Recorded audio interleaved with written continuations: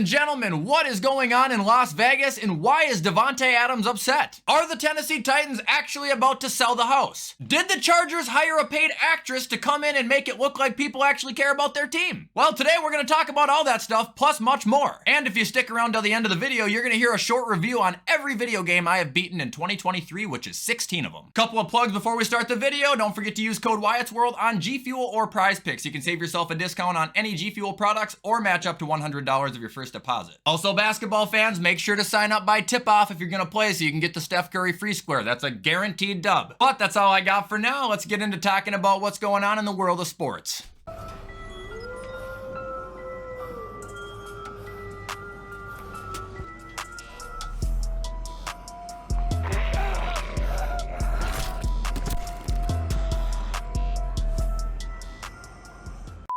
Alright, so starting off today's video, let's just talk about the debacle going on with the Raiders and Davante Adams right now. And by the way, it's not really as serious as I might have made it seem in the intro. Basically, Davante Adams is just upset because he's not getting his usual number of reps and targets that he usually would. According to this ESPN article, this is what Davante Adams had to say after the win they had over the Patriots, where he only had 2 catches. I'm a human being and I have extremely high standards for myself in this offense. I'm sure people are thinking they won the game, so why is there an issue? And I mean, you see why it's an issue. You should know who I am. You should know what I'm about at this point. When you're a player like me, mentally, my benchmark is not wins and losses. It's greatness. So when I go out there, I expect to be able to have that ability to put that on tape and have an influence on the game. That's my purpose for being here. I'm not here just to hang out. I came here to win and do it the right way. So essentially that's what's going on in Vegas. He's just voicing his frustrations because he wants to be involved more, and I don't blame him either. He's still a top 2 receiver in the NFL, arguably. So why waste him, you know? Alright, moving on next. This doesn't really have to do with football, but it kinda does. I just want to give a shout out to Darren Waller and his wife, Kelsey Plum. For those who don't know, she plays on the Aces for the WNBA, and they just won the championship last night. And I want to believe it's like their 2nd or 3rd in a row, too. Sorry, I don't pay attention to the WNBA, but that's pretty awesome, man. And good for Waller and good for her. Alright, next piece of news we got is Kyler Murray has officially returned to practice. And according to Gannon, I think today he's gonna have no limitations, but I don't know if he's gonna play this week or not. A lot of Cardinal fans out there are saying make him sit, and a lot of Cardinal fans out there are saying make him play now because it's his fucking job to play. My opinion on this? Well, you guys know how I feel about Kyler. That doesn't mean that I wish him, failure, but I can't say I'm super stoked for Kyler Murray's return. Like, I guess my thought is I just don't give a fuck. However, I know a lot of you guys do, and if you're playing fantasy football right now, you probably got a free quarterback sitting on the waiver wire who's gonna get you 20 points a week. So Arizona fans, be ready because he's on the way, I guess. Alright, moving on. Are the Tennessee Titans actually gonna sell house? Because the rumors are starting to pick up and it's sounding like they are listening to offers on not only Derrick Henry, but their newest, greatest acquirement in DeAndre Hopkins. Look, everything is just rumors at this point. Keyword rumors, but I 100% believe it, and I don't know why you shouldn't believe it. The Titans, like I was saying all offseason, aren't gonna do jack shit this season. So what is the point for them to just lose, and have 2 guys on their team that they are paying through the roof? Doesn't make a lot of sense at all. As far as where these guys could go, I've heard a lot of Derrick Henry to Green Bay speculation or Baltimore. Honestly, both of those would probably be really good, but I really like the Baltimore take because I kind of see him going there too. It just makes sense, man. They need a good running back right now besides their quarterback, and Henry is right there. And D-Hop, well, I've heard every team under the sun, but obviously the most loud is the Chiefs. Because every single time a receiver's up for trade, that's exactly what the internet does, is they just assume he's going to the Chiefs. But as of now, we don't know. It's all speculation. And I would like to point out that I know I've been talking a lot of shit about D-Hop lately. I don't hate the guy. I just think he's an idiot. I just feel like the guy willingly puts himself in horrible situations, and then when it doesn't work out, he goes, like, come on, man. No shit the Titans were gonna fail.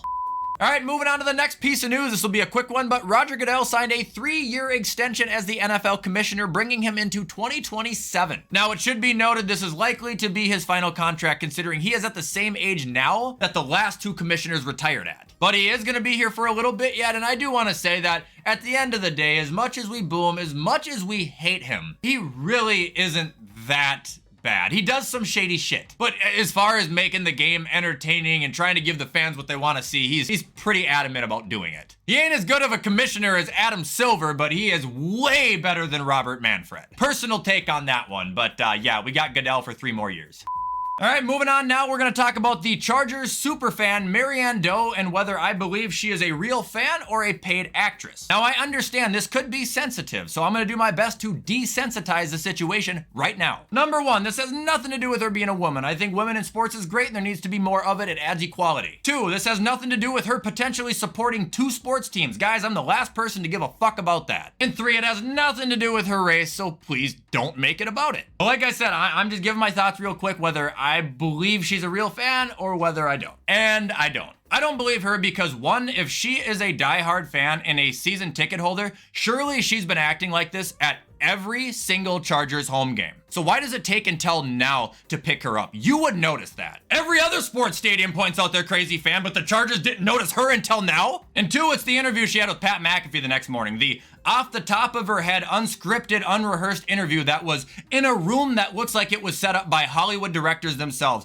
Perfect camera, perfect microphone, perfect lighting, beautiful little neatly placed backdrop in the background. Like, to me, it looks so planned. And that's why I don't believe it. And for anybody wondering, why would the Chargers do this? Because their fan base is without a doubt the lowest populated fan base in the league. Even at Charger home games, it's still 3/4 away fans. Like, they want to bring people in. So I think they had her show up to make it look like she really cared and maybe people would rally behind her. But the internet sniffed it out. I might be crazy, I might not. That's my takes on Marianne Doe.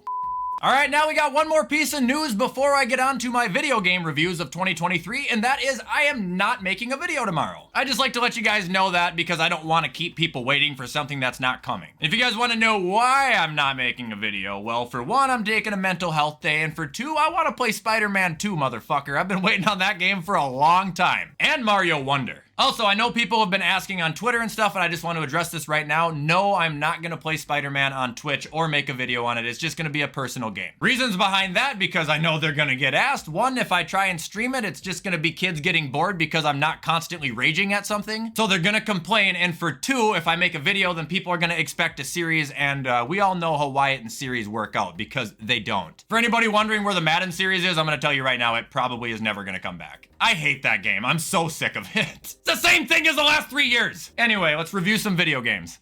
All right, guys, so now we are ending the video, and like I said, I am going to be giving you guys every video game I have beaten in 2023 in a very, very short, brief review. So starting off with game number 1, Kirby's Return to Dreamland. This game was a 5 out of 10. Yes, it was very bright, the music was great, it was uplifting. However, the difficulty was annoyingly easy. This game was made for toddlers. And for those saying it's a Kirby game, it's a Nintendo game, add a difficulty setting, god damn it. Next game we got is Spider-Man 1 Remastered on the PS5. I give this one an 8.5 out of 10. I thought it was a lot of fun. There was a lot of things to do. Swinging was very smooth. The story was awesome. But the Mary Jane missions made me contemplate living. Next game we got Spider-Man Miles Morales. By the way, this is not the order I beat the games in. This is just a list. But I give Miles Morales a 7 out of 10. Look, this was the same exact game as Spider-Man 1, but with way less shit to do. And the story lasted about 5 seconds. Seriously, you sit down and play the game twice, you beat it. Good, but disappointing because it should have been a DLC and they didn't make it that. Next game we got is Ratchet and Clank Rift Apart. 8 out of 10. Short game, but very, very fun game, and there was a difficulty setting. Really wish there was more to do on the planets though, because every planet pretty much just has one main mission and one side mission and then they're done. But aside from that, I don't got a lot to say, and this is a game I could see myself replaying annually. Next game, Star Wars Jedi Survivor. 6 out of 10. Okay, hear me out. I have not played it since launch, and at launch it ran at like 30 frames a second unless you were in a mission, so I did no exploring. And that was also a takeaway from the game. 2, my final boss fight with Bode, it crashed and sent me back to fight fucking Vader again. Bullshit. And 3, this game was kind of a ridiculous crawler, man. They put you on one set path to send you through, and then it's just hordes and hordes of enemies, just like the first one. But maybe I'll go back and replay it again so I can do some open world exploring and see the game for what it really should have been. Next game, Guardians of the Galaxy, PS5. 8 out of 10. Didn't know anything about this game or the movie, but I thought it was funny, I thought it was fun, and I'll definitely go at it one more time when I get a chance. Sonic Frontiers, 6 out of 10. Look, this game was actually really fun to play, and the boss fights were electric, but it felt so unfinished, and when you were running around in the open world, the color scheme and music made me so depressed. And on top of that, the story was terrible. It didn't make any sense. Now we're on to Hogwarts Legacy, 7 out of 10. Extremely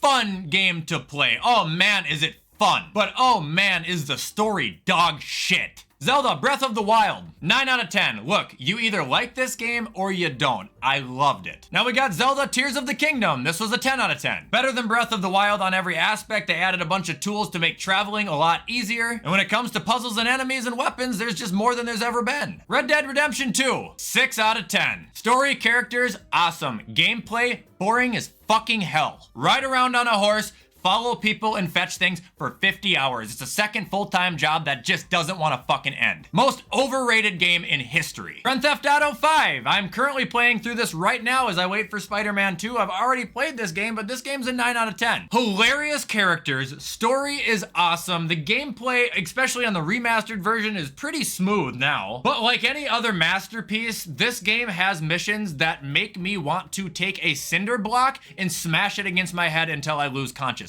Just played one this morning where I was following Franklin around in a helicopter scanning people for 20 minutes. Why couldn't that have been a cutscene? Good game though. God of War 2018, 9.5 out of 10. It's objectively a perfect game. God of War Ragnarok, 10 out of 10. It is a perfect game, and if you're wondering why God of War was not a 10, it's just because it's not Ragnarok. Pokemon Violet, 4 out of 10. The game ran at 20 frames a second and it still does. It's bullshit. And then finally, I beat Pokemon Let's Go Pikachu. 7 out of 10, great game, awesome remaster, but the catching mechanic ruined it for me. So stupid. And that's it for the 16 games I have beaten over the last year. And that is going to be all for today's video, ladies and gentlemen. If you guys did enjoy this, make sure to show support and turn that bell on. I try to post on this channel every single day. Reminder, I'm not posting tomorrow, but I'll be back on Monday. I hope you guys have a fantastic rest of your week. And as always, I will see you in the next video.